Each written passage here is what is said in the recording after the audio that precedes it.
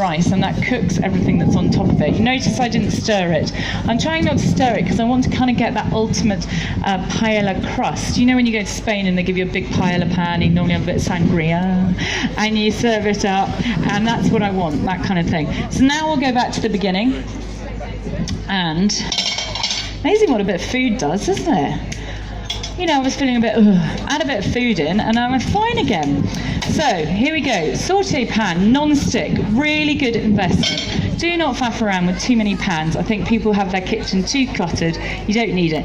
This is good. It's 3 to 4 inches deep. It's non-stick. It's got handles that go into the oven, and it's got a lid. So you can do casseroles, you can do fry-ups, you can do big family meals in it. Brilliant.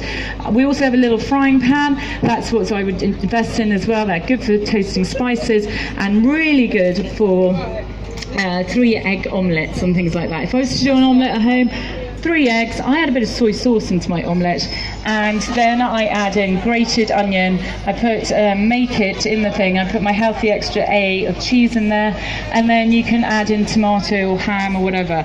Quick and easy lunchtime option, or breakfast. Don't forget omelettes are great for breakfast as well.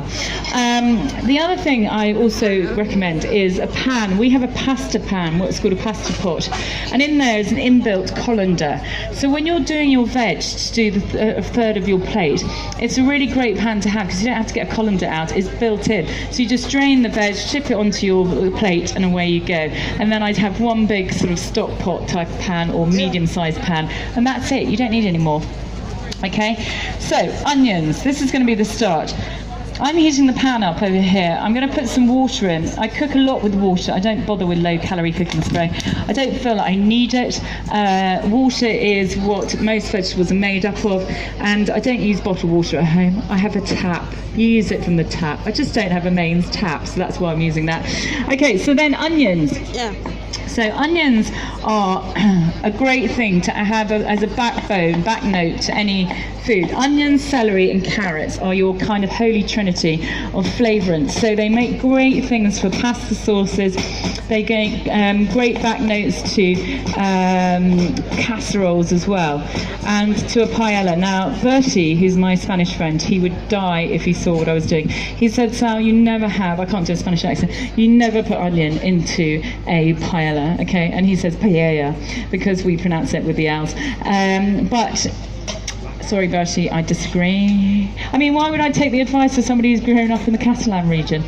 Yeah, I probably should.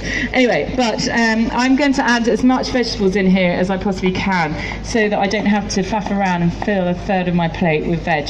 So, again, you're seeing I've chopped the onion. What I do is I chop up to the root, so I do cuts up to the root. That holds it together, and then you turn it a quarter of a turn, and then you go the other way. And you see, look, I can take my hand away, and it's still holding together. Then when it gets to that stage, it looks like a flying onion with the wings on that. You rock it over onto its side like so, and then you just chop around that. Okay, and I chop quickly, okay, but